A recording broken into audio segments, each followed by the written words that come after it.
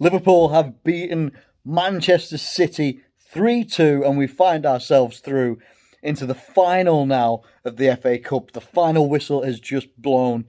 And it was really, really nervy right up until the end, especially into the second half. You know, it was so nervy. I'm going to be maybe. I don't think I'll be too different in this video. I've had a couple of Captain Morgans during this game. I don't really drink, but I thought, you know what, I'm off work for the next week. I'm going to enjoy myself a little bit. I've had 2 Captain Morgans. Because I don't drink, I'm feeling quite buzzed. Anyway, I hope you guys are doing really well. Hope you're taking care of yourselves and hope you're on a nice weekend as much as it can be. Anyway, and with a Liverpool victory, it always becomes that little bit more sweeter when it comes into cup competitions. And obviously when it comes up against a team like Manchester City. Now, I do have to say, first of all, those Manchester City fans at the start of the game that made the minutes, the minutes silence, in respect of the Hillsborough victims and the families and stuff like that.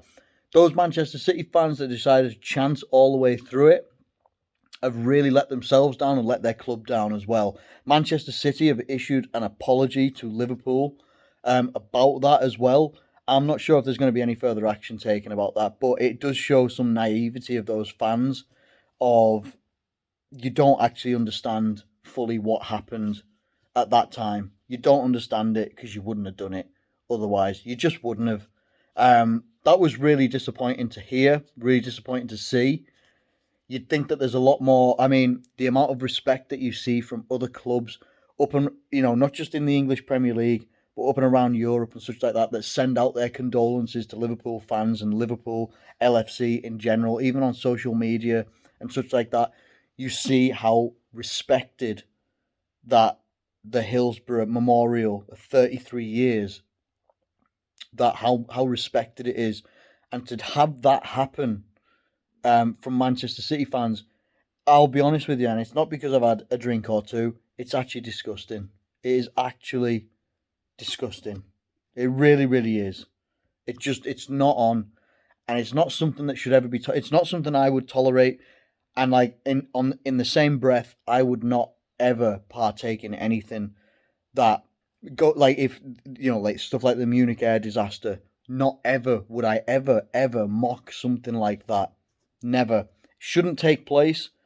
And for that, it makes it just that little bit sweeter today to beat Manchester City and knock them out the FA Cup. That's 2 cups this season that they can't win already. We've won one of them, and I hope we go on to win this one as well. I really, really do. 3-0 up in the first half. Now, people keep saying, and people are saying it already, they're giving Manchester City excuses that they've fielded a weakened team. I'm going to go through Manchester City's team, and you can tell me in the comments if you think this is weakened in any stretch of the imagination. I'm going to go from the front line backwards. Actually, no, I'm going to start with the goalkeeper, because the goalkeeper is the only person I think is the weakest link in this Manchester City team. Zach Steffen. I think he's an American goalkeeper. I don't personally know much about him, don't know what his performances are like normally. But you can tell there's a difference between him and Edison. For sure there is. Like, there's a difference between Alisson and Adrian. There's a difference. There's a level in quality difference here. But the rest of the team, Cancelo, or Chancelo, however you say that whatever it is, John Stones, Nathan Ake, Zinchenko, Bernardo Silva, Fernandinho, who I have no idea in his entire Man City career how that man has never been sent off more than he has been, or picked up yellow cards more than he does, because that man gets away with absolute craziness sometimes. Phil Foden, Gabriel Jesus, Jack Grealish, £100 million player, Raheem Sterling. That's the starting 11. That's the starting 11. Tell me, apart from the goalkeeper, how that is a weakened squad, what City can do.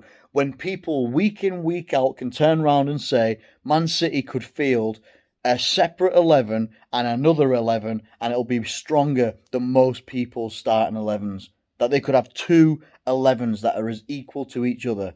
And then all of a sudden, because they're getting beat by Liverpool 3-0 by half-time, people are making excuses. Not having it. I'm not having it. And I'm not having the hard work and great quality play that we put together in that first 45 minutes, I'm not having that taken away from these Liverpool players. Not for 1 second. Our starting 11, Alisson, Trent, Konate, Van Dijk, Robertson, Naby Keita, Fabinho, Thiago, who, special mention to Thiago, because Sadio Mane is going to get the plaudits for man of the match, and rightly so. There's a couple of contenders for me. I'm probably gonna pick 3 players, in my opinion. And then the front line, Salah, Sadio Mane, Luis Diaz. Luis Diaz, without getting on the score sheet, played exceptionally well. Sadio Mane scoring 2 brilliant goals for us as well. Konate, copy and paste, bang, like he did against Benfica. Fantastic. And out and away, one of the best performances I've seen us do in recent times in that first 45 minutes. Gives me more confidence going into remaining games this season, which even if I just look quickly ahead, Tuesday night we play against Manchester United at Anfield. And I think we can put in what I would call a big balls performance against those guys again. We beat them 5-0 already, but we're not talking about that today. We're talking about my contenders, what I would say for man of the match. And I've picked 3 of them. You guys can decide which one you would rather have. Most people are going to go Sadio Mane. I'm not going to argue against it. Thiago, what a player. What an absolute player. Like, in every single facet. Defence, attack, general midfield, generalism. Like, being a midfield general. He's absolutely amazing. He is absolutely amazing. He's fantastic. He really is. And the third player is actually Alisson. Now, you might look at it and say, well, we've conceded 2 goals today. I think genuinely those 2 goals can't really be stopped by Alisson. There's not much that he could do. It's actually much more down to the defence in front of him and the midfield that were in front of him to be able to put more of a stop to that, in my opinion. I think Alisson actually saved us from, conceding a few more goals. Coming out like a starfish. People would say it back in the day, and I don't like to reference it. That was something that, like, Peter Schmeichel would do really, really well for Manchester United back in the day. Come out, make himself massive, look aggressive, and really, really stop the ball being put in the back of the net. He did that on multiple occasions, but not just that. His distribution was very, very, very good. But in general, a good team performance from Liverpool. We go into the final, and at this moment in time, if I'm not speaking out of turn or anything like that, we don't know who we are going to be facing. I want to double check this though. Just indeed. I want to make sure that I'm right. To be fair, 17th of the 4th, Chelsea versus Crystal Palace. So that will be. Is that tomorrow? Yes, that is tomorrow. It's all right. I can feel the Captain Morgan's taking shape in my head. So I'm reading stuff a little bit different. But yeah, 17th of the 4th, Chelsea versus Crystal Palace, 4:30 tomorrow. We will find out who our opponents are in the FA Cup final. Liverpool find themselves in another final this year. I don't want it to be against Chelsea again. Come on, Crystal Palace. Not saying that Crystal Palace will be a walk in the park. I'm really, really not. I'm not disrespecting that club or the manager whatsoever. But, like, I don't want to face Chelsea again. I really don't. That final for the Carabao Cup final was bad enough, going down to penalties. But honestly, like, whatever happens from here on in, we've got to another final. Got to another final against a tough team, against like Manchester City. Would it have made a difference them having Ederson in goal? You know what? It could have. That on the line stuff for Sadio Mane probably doesn't happen. Like, if Ederson is in there, we've had that against Ederson already with Jota diving in and stuff like that. Anyway, and Ederson dealing with it like he did. But regardless of that, we've come up against what I would consider a pretty strong Manchester City team. And we managed to beat them as well. Beat them pretty handily. It was only late on when they scored a couple of goals. Well, not a couple of goals. They scored the first goal, like, pretty much 46 minutes. Like, straight into, like, after the second half kicks off. And then it's like the 88th, 89th minute when the second goal comes. And it's just one of those.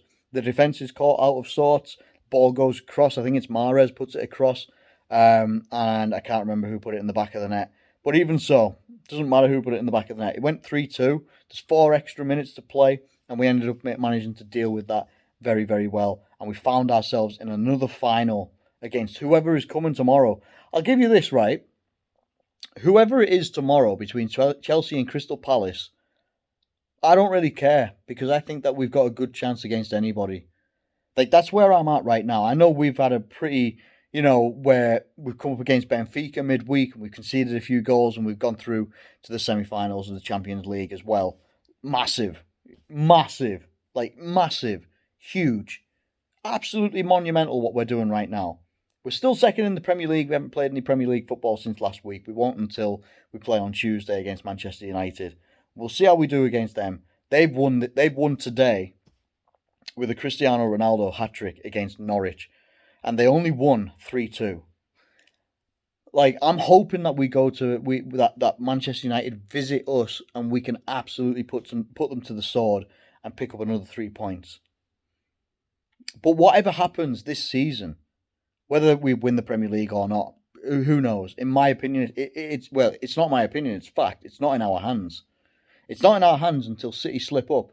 It really isn't. And I still am convinced, despite what Gary Neville might turn around and say, we have the harder run-in. We've still got to face a team like Tottenham, regardless of what happened today, where they lost 1-0 against Brighton, I think it was. We've still got the harder run-in. But we find ourselves in a final of the FA Cup that we could win. And we find ourselves in the semi-final of the Champions League against Villarreal. Another tough opponent as well. Another tough team to come up against. Find ourselves second in the league by 1 point to Manchester City as well. Whatever happens for the rest of this season, I can be pretty content with where we are right now. And that's okay with me. That's absolutely okay with me. People already talking about, are we worried about Salah? It's hard to be worried about Salah when you've just won a game. But I understand what people are saying. And I've been saying this for a while. In that I don't know whether, despite what Salah can do and how dangerous he can be, and he got into dangerous positions today, that if he was on his left foot, particular one where it bounces to him, I think Zinchenko tries to head it and he falls over on the ground, and it's on his right foot and he tries to dink it and he hits the post bar type bit and goes into the side netting. And I think that's when it's at 3-1 today. And you're just thinking, if he has that on his left foot, that probably goes in the back of the net. No problems. And he did. He gets in dangerous positions. I think he's just going through a moment. Right now. And I'm not too concerned. Because I do know, no matter who it is, eventually, if someone isn't performing at the levels required, that Klopp will move them out. And there are people that can take that place. Sadio Manè, stepping up, 2 goals today. And he's been contributing really, really well recently. Sadio Manè can play on the right-hand side. I'm sure Luis Diaz can as well. We've got Diogo Jota as an option. We've got Bobby Firmino as another option as well. Good first-team quality, high-level options. We've got options. If it comes to Salah doesn't start a game, that's okay. That's okay, because it shouldn't just be all on one player. For Liverpool, it's about the collective. And the collective today and recently have been doing really, really well. They've been doing Liverpool really, really proud. And I'm really proud of this Liverpool team. Like, I'm really, really proud. Even when it went 3-2 in the 89th minute today, my heart didn't speed up. I felt confident. We were coming up against a quality opposition, but sometimes I forget that we are quality opposition as well. And we managed to see out the game, get ourselves to another final. Now, I know what my thoughts and opinions have been about the Carabao Cup and the FA Cup been in the past, before this season, in that I don't really care about them a great deal. But looking at it from a different perspective is that the players will care so much about wanting to get some more silverware, wanting to deliver for themselves, but also deliver for the fans and deliver for the manager, deliver for the club, deliver for Liverpool. And that is the perspective that I'm looking at with these competitions. Obviously, for me, I'm selfish. And I look at the Champions League and the Premier League, and whoever wins those are the top dogs. But really, I'm waffling at the moment, but I'm really, if I'm not communicating it very well, I am so happy for all of these players, and I'm so happy for Jurgen Klopp. I'm so happy for Liverpool. I'm so happy for all of our fellow fans. I really, really am on a integral, important, and emotional weekend for Liverpool. I'm really, really happy. Anyway, I'm going to get out of here, and I'm probably going to have a lie down, if I'm being honest with you, because it's probably the sensible thing to do. But for now, I'm going to get out of here. Thank you ever so much for watching this video. If you have enjoyed it, feel free, you're not obligated to hit that like button, maybe subscribe if you'd like to as well. But for now, I'm going to get out. Take care of yourselves. Thank you very much for any of your support and watching these videos and all that. I do really appreciate it. Take care of yourselves. Have a good rest of the weekend as well. And I'll catch you later.